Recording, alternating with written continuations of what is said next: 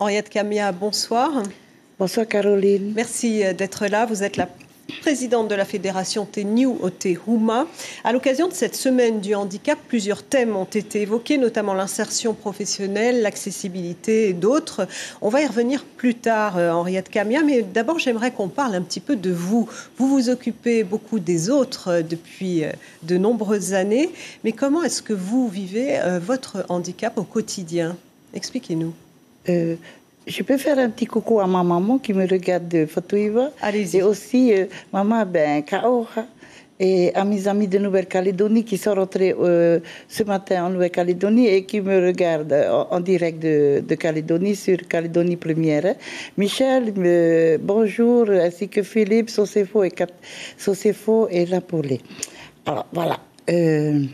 Et puis, avant d'entamer dans notre débat, je voudrais envoyer d'abord un message d'amour, de paix et de respect à toute la population de Polynésie qui nous regarde aujourd'hui. Très bien, Henriette. Parce que je me rends compte vraiment, en suivant tout ce qui se passe là dans notre pays, je me rends bien compte qu'il y a un gros problème chez nous. Notre société est vraiment malade. Bon, je le dis peut-être comme ça, mais c'est ce que je ressens. Nous avons vraiment un gros problème dans notre société. Maintenant, je vais revenir à ta question que tu peux reprendre, s'il te plaît, Caroline. Alors, je voulais savoir comment vous vivez votre handicap. Par rapport à moi. Écoute, c'est vrai, j'ai perdu ma vue à peu près à 23 ans. Et depuis, j'ai appris à vivre avec. Je suis partie en France pour que je puisse m'adapter à ma nouvelle vie parce que j'étais en formation à l'école normale pour être institutrice. Donc l'éducation m'a fait partir en France et là-bas, dans un centre spécialisé, je suis restée 2 ans dans ce centre où j'ai beaucoup souffert au début parce que le fait d'être séparée de ma famille, de me retrouver tout seul dans ce centre où il y avait que, pour moi, des étrangers, j'avais personne, ça a été très très dur au début.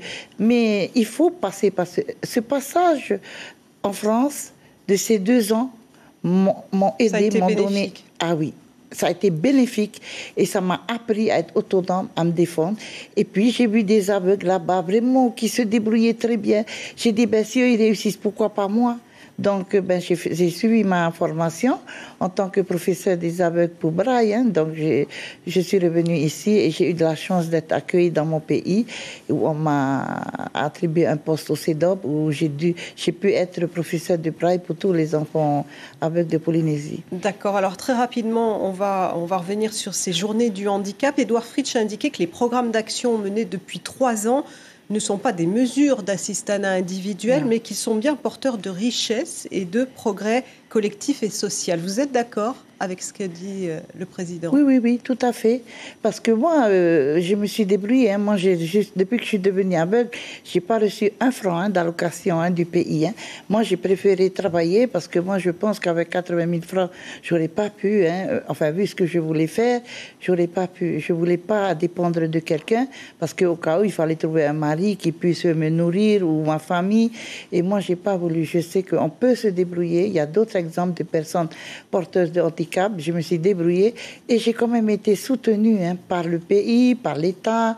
Peut-être aussi c'est notre façon d'être, de vouloir nous battre et de montrer qu'on veut s'en sortir et qu'on... C'est pas toujours des mesures d'assistanat qu'on veut.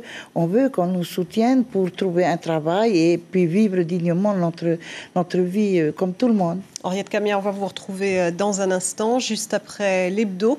Retour sur les aides au financement de l'ADIE, au Tuamotu, les nouveautés sur ATN ou encore les résultats du premier tour des élections territoriales. Hebdo préparé par Eric Tang et Ramona Alling.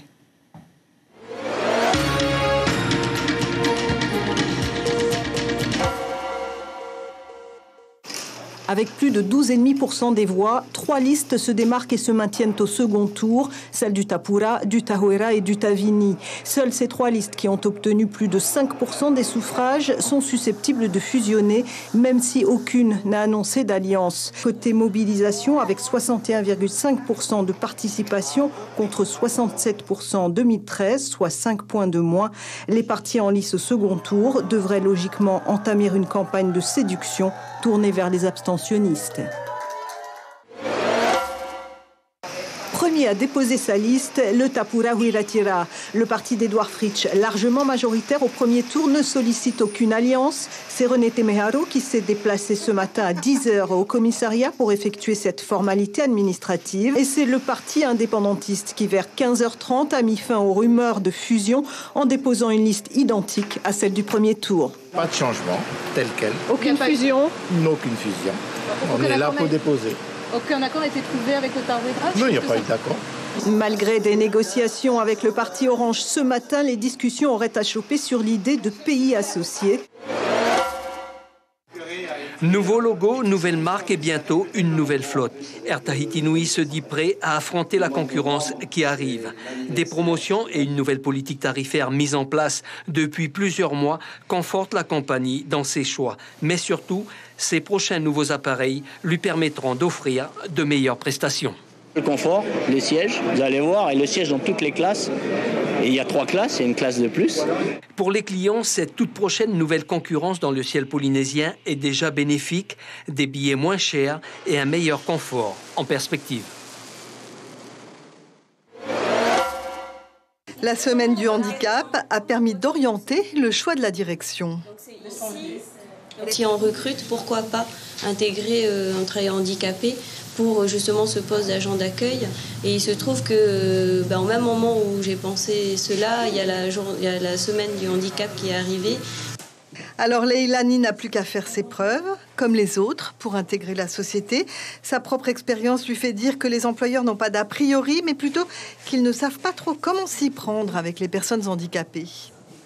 C'est pas qu'ils ont peur, c'est qu'ils ne savent pas comment gérer avec l'handicap et ceux qui sont valides. La cellule de l'ADI au Tuamotu traite plus de 1000 demandes de microcrédit à l'année. Sur l'atoll de Hawke, 400 projets ont été soutenus et financés par l'ADI en 2017. Artisans, agriculteurs, pêcheurs sont les principaux demandeurs. Léo est copraculteur. Il avait besoin d'un moteur de bateau pour se rendre dans sa cocoterie au secteur. Un crédit à la banque aurait été difficile à obtenir. C'est un peu difficile, plus long aussi. Il faut attendre. Et nous, on a besoin de maintenant, tu vois, que d'attendre. Voilà. Elle a dit, c'est super, quoi. On essaie d'incorporer le remboursement là-dedans parce qu'il faut qu'ils puissent rembourser tout en gagnant de l'argent et pas les mettre comme ça après trop dur à rembourser. Henriette Camia, l'obligation d'emploi des travailleurs handicapés a été revue à la baisse. Elle devait être de 4%, elle n'est plus aujourd'hui que de 2 voire 1%. Ça vous choque, ça ? Si vous voulez, nous au départ on avait mis les 4% parce que il y a quand même beaucoup de personnes handicapées qui n'arrivent pas à trouver du travail. Mais à un moment, il y a eu donc tous les problèmes économiques et les entreprises disaient qu'ils avaient déjà du mal à s'en sortir et que nous, avec notre arrivée, ça allait peut-être aggraver dans leur entreprise. Mais nous, dans notre demande, on aurait aimé quand même que l'administration s'oblige à ce texte. Et depuis l'année dernière, c'est applicable à la fonction publique. Tout à fait. Aujourd'hui. Depuis l'année dernière, grâce à notre ministre de la fonction publique qui a tout fait pour qu'on puisse le faire, eh bien ça y est. Mais c'est vrai qu'on baisse à 2%, aussi bien dans l'administration et pour les entreprises privées, il y a de quoi. On pourrait embaucher beaucoup plus de personnes handicapées. Et là, c'est en cours. Pour l'instant, vu que c'était que l'année dernière, ces obligations, on essaiera d'ici la fin de l'année de mesurer à peu près, de faire un bilan suite donc à cette modification, à cette obligation. Mais pour l'instant, nous ne lâchons pas les 4%. Ce n'est qu'une dérogation. Vous avez mis en place un livre blanc à la fin de ces journées du handicap. Quelle en est sa teneur ? Non, en fin de compte, le livre blanc sera mis en place plus tard, vers le mois de septembre. Pendant les journées du handicap, justement, elle a soulevé, Leilani, là, dans le reportage, a soulevé la peur des patrons, la peur. Et c'est vrai que beaucoup parfois ne savent pas comment faire. Et lors de ces journées du handicap, on a mis en place une table ronde avec les questions suivantes. Comment aider les patrons à recruter les personnes handicapées, comment sensibiliser les salariés des entreprises à accueillir, à recevoir parmi eux une personne handicapée.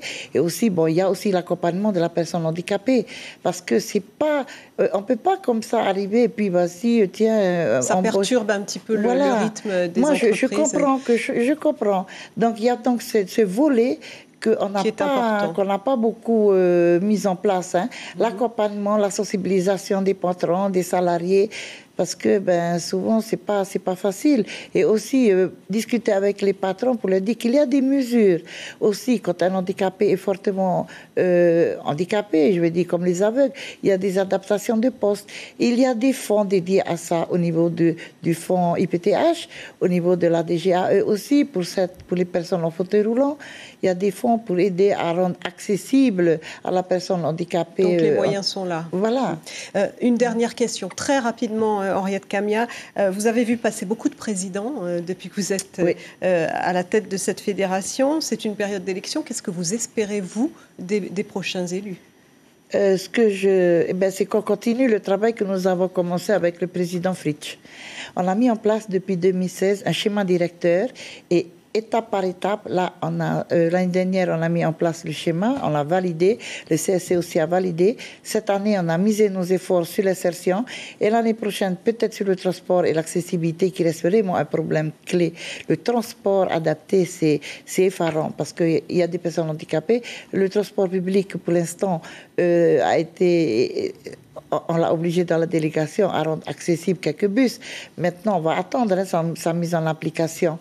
Pour l'instant, on a des gros problèmes quand il est handicapé à prendre les bus parce qu'ils ne sont pas adaptés pour nous. Merci beaucoup, Henriette Camia, d'avoir été notre invitée ce soir.